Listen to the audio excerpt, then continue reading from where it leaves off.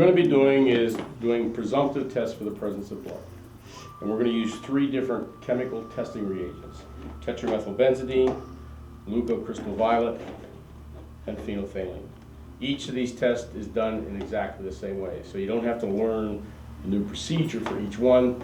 The reaction works just like I said in class. It's an oxidation reduction reaction where the peroxidase of the heme moiety of hemoglobin breaks down the peroxide that's used in the reaction to form free radicals. The free radical works with the reduced form of the chemical in here, the dye, and oxidizes it to form a color.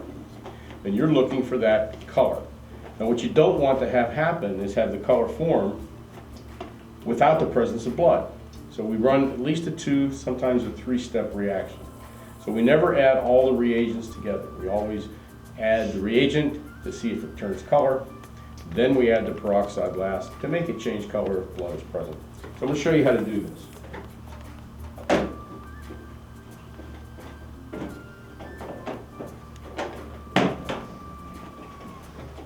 Each kit contains reagents.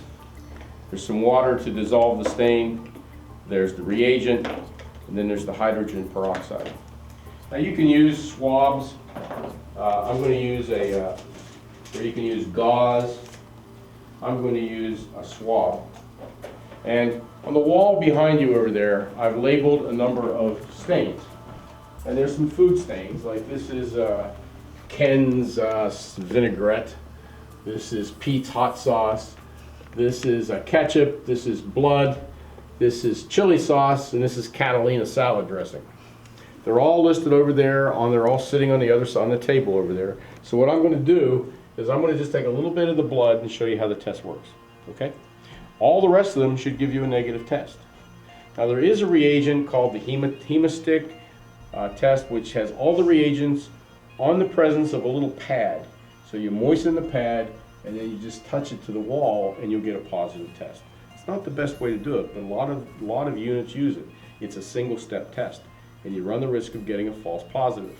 And some of these may give a false positive with that test. Now, I can bring some of those over and you can give it a try if you want to. But first, let me run through this test with you.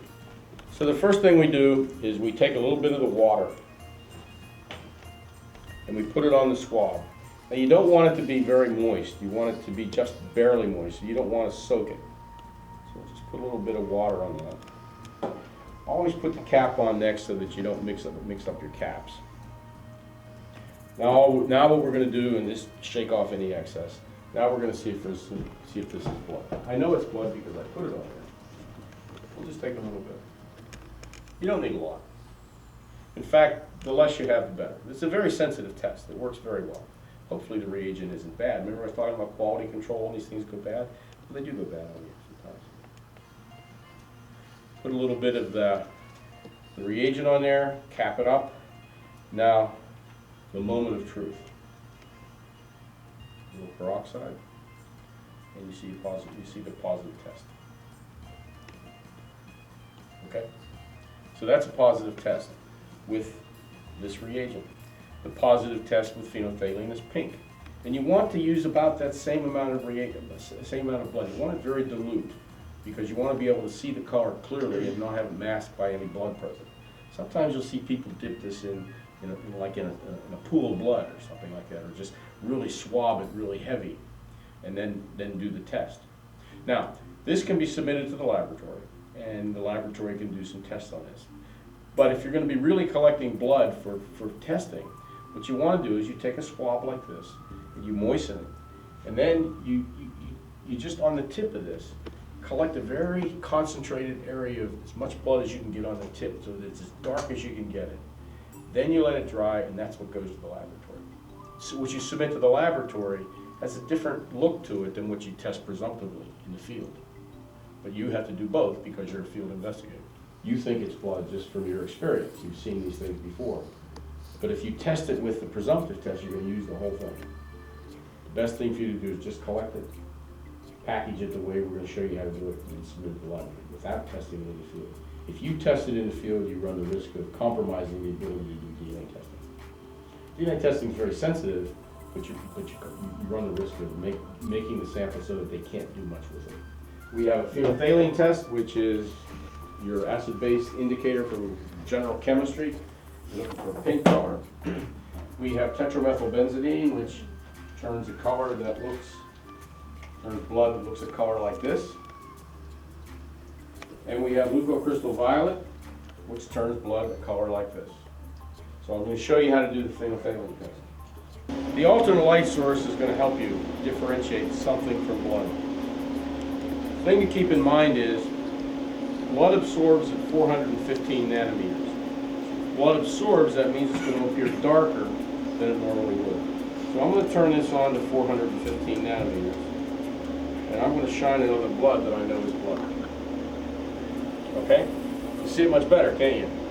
But other things absorb a little bit as well. Not as well. Blood absorbs much better.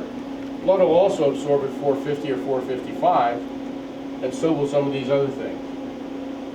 So one of the first things you want to do, and it's going to be hard to see, but what you'll notice is that things which are ketchup-based are going to fluoresce with the ultraviolet. That's the 300 to 400 setting.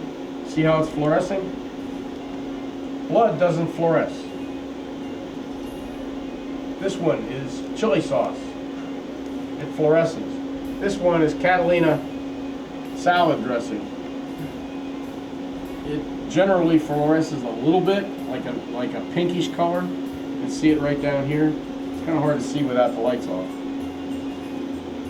This is Pete's. That's not pizza. That's something else that's fluorescing on the wall.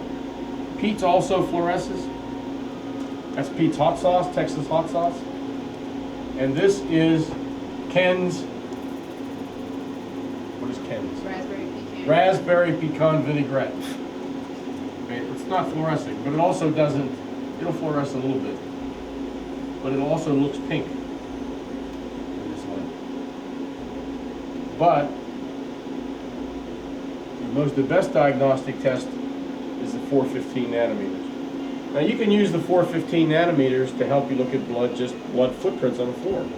If you have a light floor, then you shine the 415 nanometers on it. You might pick up other detail that your eye can't see, because your eye doesn't work very well at these wavelengths.